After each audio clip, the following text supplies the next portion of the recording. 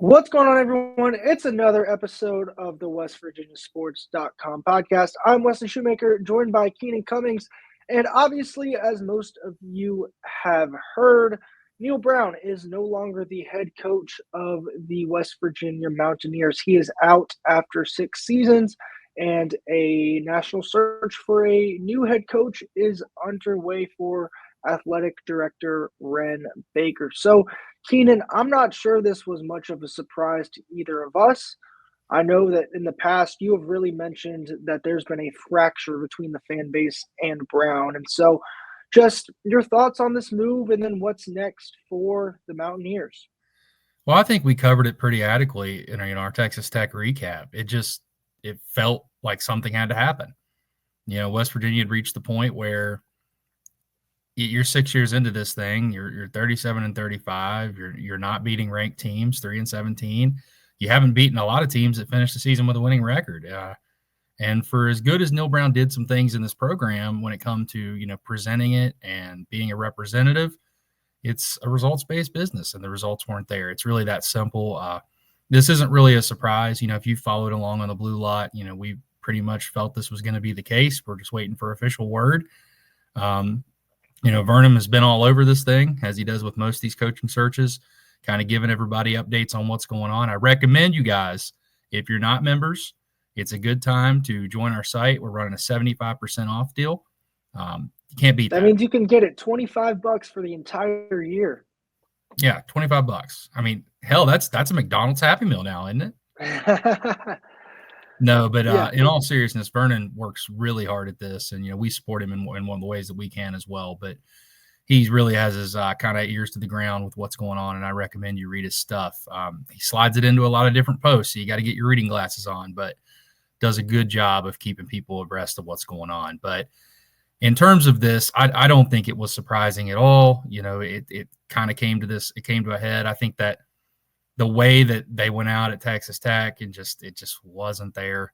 I think that I don't know if Neal necessarily knew, but you had a feeling that things were trending this direction. So it doesn't surprise me. I think it's time for everybody to turn the page. Neal Brown came here, tried to make it work, and it didn't work. It's that simple. You move forward, and that's college athletics. There's a price attached to this. West Virginia is going to have to buy out the rest of Neal's contract. That's $9.7 million, over the term, which is 2027. So they got some time to pay it off, but this isn't a decision that couldn't have been easy financially. But sometimes you have to make necessary choices, especially in a position like Wren Baker. So let's turn the page. West Virginia is going to have a new head coach. We don't know when yet. We don't know who yet. But I do think it's interesting if you look at some of the comments that Wren has made in the past about how he sorts through this whole ordeal. He has a process. He sticks to that process. Obviously, this timeline is going to be a little bit different than the 9 months he had to kind of prepare and get things ready to hire Darian DeVries. But it's still, the same thing. He always has a list of candidates. He's made that very clear. They'll go through the process of kind of vetting those and looking at potential matches. Obviously, you want a guy that understands West Virginia football, understands the fan base. I think that's very important because that's one of the major draws here. You have a large, passionate fan base that really cares about this program, and the person on top has to get that, has to understand the people. You can argue that wasn't necessarily the case at times with the last two coaches. So I think that's going to be critical. You want someone that obviously has had a track record of success in the past. Baker has said that he wants guys that have been head coaches because it's hard to make that adjustment. Now, I don't know if that's going to be necessarily true for football because sometimes you have those high-profile assistants that are ready for jobs, and there's already names thrown out there. We have a couple names on our hot board I recommend you check out, which that thing's going to continue to be updated as we gather and collect information over the next couple of days. But there's some criteria there, Wes, that just from a starting point that makes some guys that, names that are out there attractive. Yeah. I also think it's important to know and realize that this job when Neal took over compared to now is a much different job in terms of NIL, transfer portal, navigating that. Like, you can just look across college football. I mean, Indiana is obviously the example that everybody turns to of how in one singular offseason you can have a complete switch based on the transfer portal. And so I think that gives fans some hope because they know that there's a level of turnaround that can happen because of the portal. It's not like old times where you had to then go recruit a whole new recruiting class, which we can get into that and how recruiting is affected, but that's kind of an obvious thing that would be affected with this. But yeah, I think that's an interesting part too. Like if you're going to go get someone like a Dan Mullen, for example, who has not been a head coach during this portal and NIL era, like how would they adjust? And I also think it's important that people understand that this is a job that is somewhat attractive, I would say, more because of the Big 12 side of things. With this new expanded playoff, West Virginia is in a position in the Big 12 where theoretically the Big 12 is going to get at least one team in every year, whoever is the conference champion, right? And so, as you saw this year, it was 2 weeks ago, Keenan, that West Virginia was still alive for this race, and that was until Friday, right? And they finished 5-4, 5-4 in Big 12 play, and so that's another component of it too, is that this job might be more attractive than it was 2 years ago because you don't have the Texas and Oklahoma who are going to kind of dominate the top of the league. The top of the league is very wide open. Until late Saturday night when the final Big 12 game ended, there was like 3 or 4 teams still alive for this thing based on tiebreakers. And so I think that's a critical piece too, is that people can probably see a path to winning here that you couldn't necessarily see in 2018, 2019 because of how the overall national playoff picture has changed, but also because of how the Big 12 playoff picture has changed. Yeah, and not to mention West Virginia's got a lot of things they can sell. Improving facilities, as I mentioned, a great fan base, a proud tradition. There's no reason that West Virginia cannot have the level of success that Iowa State has had. I mean, Arizona State has had this year, right? Yeah, if you look at the programs, there's no reason that West Virginia should not be able to be in that same breath. No one is expecting the coach to come in here and turn West Virginia into Alabama. That's not what anybody's saying, but there's no reason to reasonably expect that West Virginia can be in contending for the Big 12 title. And I think that that's a draw to the job. You look at the in-state recruiting isn't necessarily that great, but although it is improving, but the area surrounding the geographical areas around West Virginia has really helped this program a lot over the years. Florida's always been a good spot. So you can get good players here. You can have success here. Coaches have shown it over the long haul. I think that, it's going to be important for whoever is to have the new coach to kind of hit the ground running. It is different. You mentioned the whole portal area is different. You can take as many guys as you want now. Used to be you were restricted by a 25 hard cap, and that's what you had to work with. Now you can take as many guys as you want. You can bring in 20 players from your previous spot if you want to. That's just the way it's changed. I think that building a program is different. That accelerates the timeline a little bit. But speaking of timelines, we got a lot of important ones, coming up this week. You have the early signing period, which starts the 4th, goes through the 6th. West Virginia's gotten some big news today. So several of their commitments have already announced that they intend to sign, even without a head coach. Scotty Fox, their 4-star quarterback, that's a big, big news for West Virginia and whoever inherits this program. You go down the list, there are 3 or 4 guys that have already done that. And I think you're going to see some more. You're going to lose some guys. That's part of this process. West Virginia's already lost both of their 2026 commitments. Brody McWhorter, a blue chip kind of quarterback prospect that West Virginia really liked. He still has West Virginia in the mix, but you're going to lose guys. That's just when you make this move, and I tried to warn people, and that is no way, and do not take what I'm saying in the wrong way at all. That's no way, shape, or fashion not to make a coaching move. You can't just not do it because of that. But you're going to lose some guys. But the important part is the guy that comes in is going to bring people too, and you're going to try to build this thing up. That's what you go with. You try to keep what you got on the roster that you want to keep and go from there. But I think that this is an attractive job. It is. It's much more than it used to be. And I'm not saying that negatively to West Virginia, but in the sense that there are more opportunities. There's no reason that Arizona and Iowa State can play for the Big 12 title, and you look at West Virginia and say, nope, you can't do that.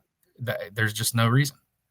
I also think that high school recruiting has somewhat lost how marquee it used to be because of the transfer portal, right? And so that's the big thing, is that so many of these schools, the focus is more so on the portal of who can we have come in and replace a guy and play at a high level immediately? And that's not to say that teams don't want to build from the bottom and kind of develop and recruit guys, but there's not as much of an emphasis on it because you can go get talented guys out of the portal. You don't have to necessarily build a freshman class into a sophomore class and develop them that way. And so I think that's important too. Also, I know that one thing, the financials of all this, right? I know you mentioned the 9.7 million, but there's rev share coming down the road. And so which I think helps West Virginia. I think it does too, because you're in a sense leveling the playing field. Because if you're West Virginia, and by all accounts of what we have heard is that they're going to be able to compete at a high level of that rev share money, that's important. Because if you can pay your players what everyone else is paying your players at that base level, then you're really talking. And so money was always going to kind of be a factor in this. It's never not, but their willingness to pull the plug on Brown here, I think shows, and what we've heard shows, that the money's in place for them to feel confident going into hiring a new coach as well as rev share, which is no easy task for any athletic department to try and come up with that kind of money. Yeah, and I think for better or worse, it also instills confidence in the administration. And that's not necessarily fair, but that's how some fans felt. I mean, it's true. Baker inherited this situation, which is not fair to him. I think he handled it as well as you could possibly handle it. But, he showed the willingness to make a move when a move had to be made. And by all intents and purposes, his first major hire, which he's made some other very good hires at West Virginia, but football and basketball have always been kind of the breadwinners. And when you look at what DeVries is doing in year one, I think the guy knows what he's doing, pretty qualified to go out there and find a coach. So I think it's encouraging. And I wanted to kick back to your high school recruiting comments. I do think it still has a place. It definitely does. You need to be able to develop guys over time. It's always been a way that West Virginia wins. But if you can hit on some of those guys in the portal too, on top of that, and that's been an issue. West Virginia's gotten some guys that major schools wanted out of the portal, but for whatever reason, just look at the secondary this year. I feel like there's a lot of guys in the secondary this year for West Virginia who were expected to be kind of up there, and they just didn't produce. Yeah, and NIL is a component of that, and that's going to continue even with revenue sharing. That's still going to be an issue. You got to increase that. All those people out there that wanted change, I recommend you walk yourself over to the Country Roads Trust. It's a good way to invest in the program. They're accepting donations, I'll tell you that. Yes, and it's so critical in today's game. I think a lot of people are starting to understand that now. When West Virginia had a rash of transfers a few years ago, everyone was, the program this. And now when people leave, it's pretty universally understood that most of them, they're going to get paid. Check waiting for them, yep. Yeah, and that's the way this works now. And unfortunately, that's kind of the way this has become, and you have to adapt. And that's the one thing that has really impressed me with Ren Baker since day one. He's always looking at innovative and adaptive ways. He wants coaches that are able to adjust and able to handle the ever-changing college landscape. And I know that's cliche to say, but he shows it.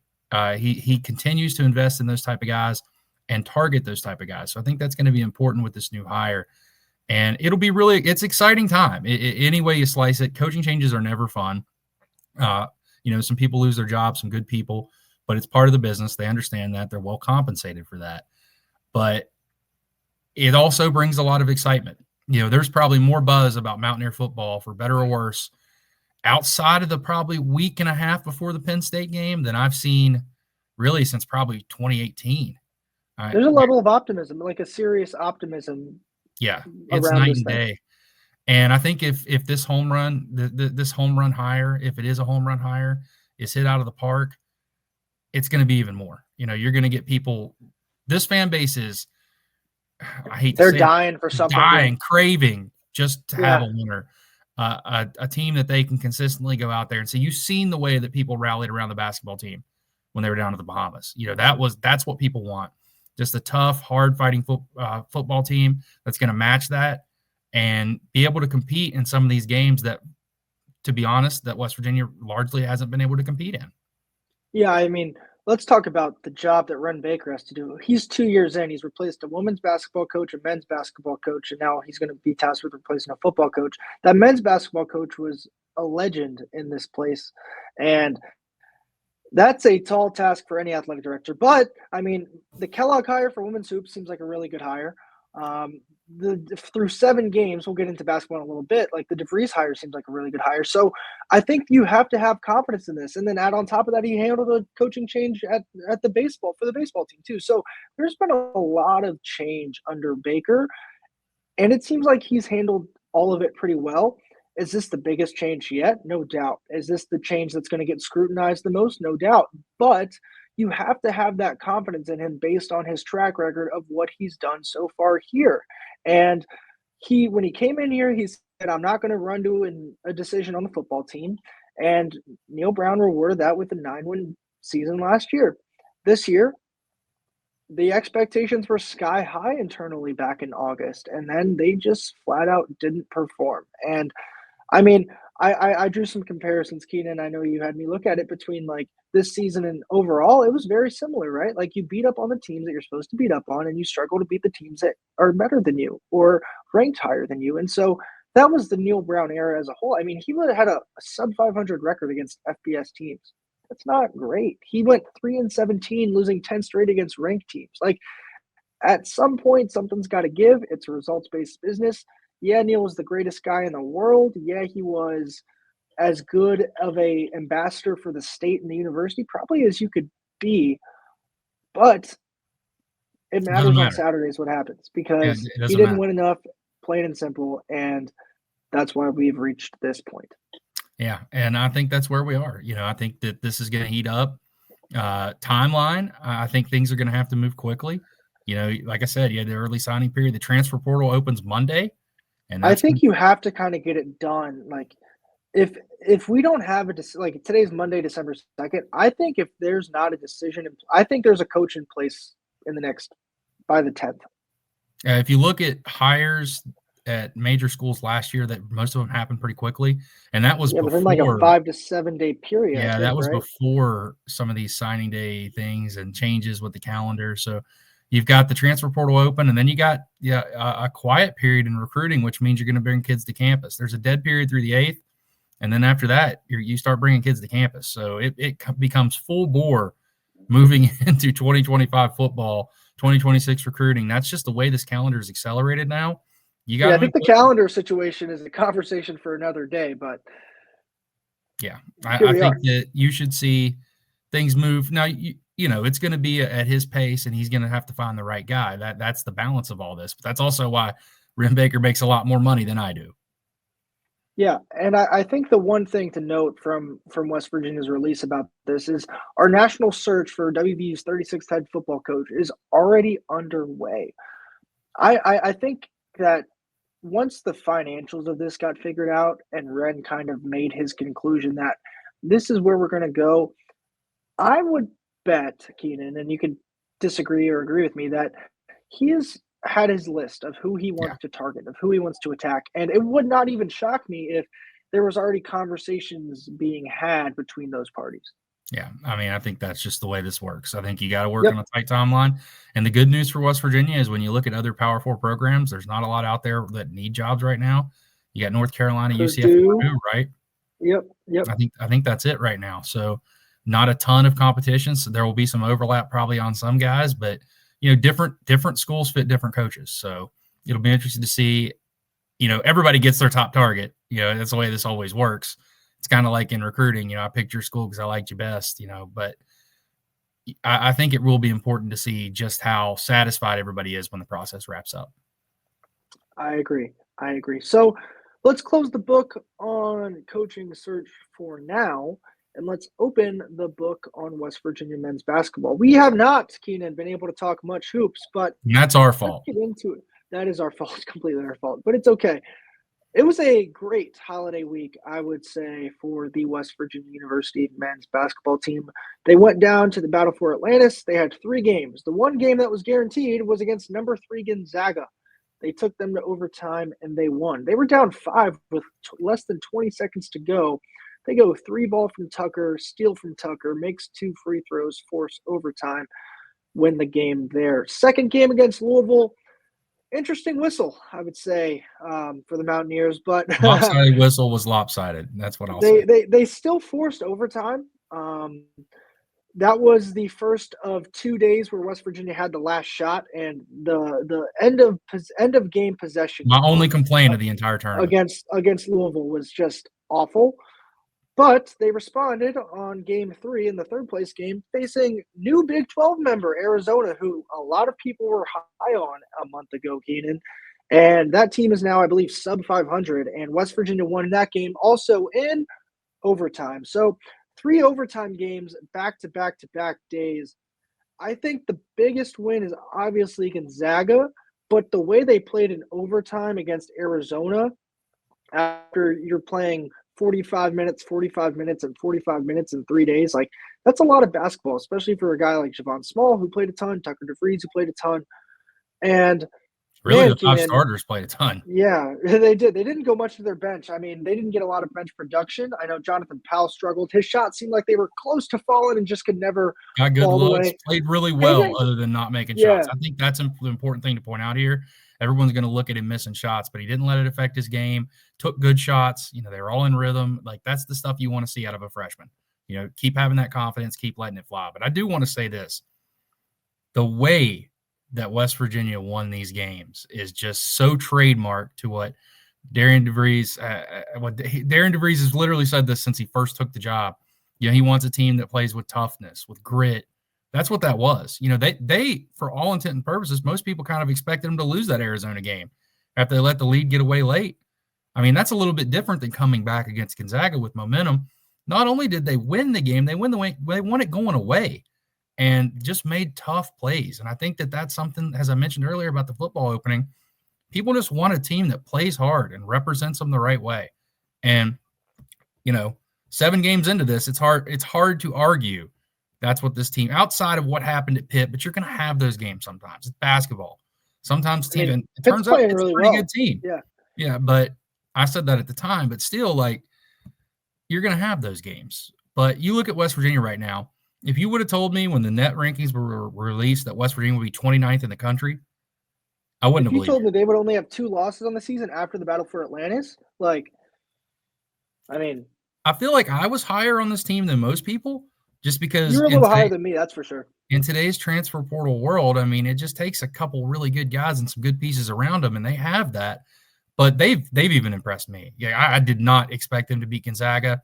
I thought if they kept it, a close game, that would be a good showing. I mean, that is a marquee win. No matter what else happens the rest of the season, not only did you beat Gonzaga, you beat them on a neutral floor. That's going to be a quad 1 win all year. The computer rankings will love that. Oh, that's a quad 1 win all year. Yeah. Arizona is not right now, but you expect they're going to figure some things out. That's a better basketball team than they're playing right now. I think you're seeing some of that unfold with Houston and UConn and some other teams. They'll figure it out. I'm not worried about that. But that's a major win that West Virginia can hang their hat on. If this gets to bubble season, and who knows, West Virginia can completely overshoot expectations. I'm not getting ahead of myself, but if this gets to bubble season, that win over Gonzaga on a neutral court, that's going to be kind of West Virginia's calling card. I also think that, I mean, I'm just looking at it now. West Virginia is ranked 29th in the initial net rankings, as you said, which were released today. They've got 10 quad 1 games left. And if Arizona can figure itself out, they are 15 spots away. Like, if they move up 15 total spots, that turns into a quad 1 win. So the opportunities are certainly there, and the Big 12 helps you out. But one thing I just want to possibly caution is saying this team played really well last week. I think the Gonzaga win might change expectations a little bit unfairly, just because people see one win and are going to assume that can carry over to the rest of the season. Not necessarily. I mean, props though. I mean, I want to talk Sincere Harris. Man, the way he guarded in that Gonzaga game was unreal. The way he played, I think it was the Arizona. I mean, he played well all week, but he was all over the floor in that one game. I think it was the Arizona game, and he seemed to get banged up a couple times, and he came down. He had a couple big buckets late a couple of times. Just overall, top to bottom, those starters played well, but the opportunities are still going to be there. But I just think it's unfair to say, oh, this team's going to make the tournament just because they beat Gonzaga. But I think it's fair to say that they're going to be certainly in the bubble conversation. I would argue, especially if they can close out their non-conference slate undefeated and have only 2 losses. One's an overtime loss to Louisville, another is a loss to Pitt on the road. That's pretty good. Yeah, and Amani Hansberry is another guy that West Virginia's gotten great minutes out of. I was really high on him when they signed him. I thought that he was a perfect fit for what they did. And I thought that he was just a guy that was stuck in a logjam at Illinois. And you're seeing that. I like the fact he's confident taking shots because he's not going to make them all, but he's a threat out there. And he really propelled them, early in some of those games with what he was able to do. And I thought I was most impressed, though, with him and O'Connor's ability to rebound against Arizona. That's a bigger team, and they kind of kept the ball alive and really gave West Virginia some opportunities to win that game. So overall, tip the cap to Darren DeVries. He's done a great job through 7 games. Now, 7 games a season does not make, but room for optimism when a lot of people came into the season with, so-so expectations. I also think it's important. The one thing that they did really well all week down there was limit one-shot opportunities. I know that's something that they did really well at Drake last year was how they controlled the glass, not in the sense of out-rebounding teams, but limiting teams to 1 shot per possession. They were really good at that, especially in the Gonzaga game. Like, Gonzaga seemed to have chances. And then somehow West Virginia just gets the rebound. And that goes a long way when you can limit them to 1 shot per possession. Dictated pace too. They dictated pace. I mean, there's nothing fluky about what happened in that Gonzaga game. Correct. They dictated pace. They outplayed them. They did not let Gonzaga get into transition, held them to 1 shot. I think they actually out-rebounded them, or it was close at the end of the game. It was close. I know they out-rebounded Arizona, I'm pretty sure. Yeah, they did it. They did out-rebound Arizona, but it overall just a strong effort. So we'll see how it unfolds. Georgetown's up next, an old Big East rival, and that's a game you got to win. You lose that one, you kind of lose a little bit of the luster, but West Virginia's got 4 non-conference games left. They got Georgetown and then really 3 bye games that could put them in a 9-2 heading into the Big 12 schedule. And then you got to go to Kansas, and West Virginia had never beaten Gonzaga until this year. I mean, in fairness, Gonzaga, look what Gonzaga did to Baylor, dude, in the first game of the season. They absolutely demolished them. And look what they did the rest of the tournament. I mean, I mean, Indiana, I think, that's a conversation to be had for them. But, yeah, you beat a really good team. I'm just looking at Ken Palm's numbers. They project WVU to go 18-13, 9-11 in Big 12 play. That might get you in. That might get you in. And if you grab another win in Kansas City, that really might get you in. I think if you can go 9-11 in Big 12 play and you're sitting at 19-ish wins, you're certainly in the conversation to be in. I have to imagine that total has gone up since the starting of the year. I think it was at 14, 15, if I remember correctly, back in the start of the year. I know I wrote about it a while ago, but yeah, man. I had him at 17, 18 wins at the start of the year, and that's me. I was admittedly being optimistic, but it's possible. Now, you got to win some. There's some tough games in this league. Even teams right now that, if you look at the net rankings, are down the net rankings. They're going to figure it out. There's a lot of good teams in this league and a lot of tough games left. But yeah, I mean, let's see. Just looking at who West Virginia plays, Pitt, they're 5th in the net right now. So, I mean, even though you lose to Pitt by 30 on the road, I mean, that's the 5th team in the net rankings. Kansas, they're 9. Cincinnati, 11, looking, Iowa State's at 19. Houston's at 20. Baylor's at 22. Those teams will figure it out, right? No matter what's going on, they usually figure it out. But, yeah, there's room for optimism, and I think it was really good to see a team just play really hard and give it their all. You could see them in that Arizona game. They were huffing and puffing there late. Yeah. Good, solid all around, though, but we'll see. I'm ready. I'm ready for it to resume. Yeah, so keep it locked on our site, guys. I know Keenan mentioned that 75% off sale. Go take advantage of it. It is a good time to invest in yourself, invest in your sanity. You can be Mr. Loudmouth, Miss Loudmouth on our board. Also, we will have a lot of content coming to you on the Coaching Surge side, including Ren Baker's media availability tomorrow at 1 p.m. So put that on your calendar there, Mr. Cummings. So for myself, Wesley Shoemaker, joined by Keenan Cummings. If you made it this far, we do appreciate you listening, and this is the WestVirginiaSports.com podcast.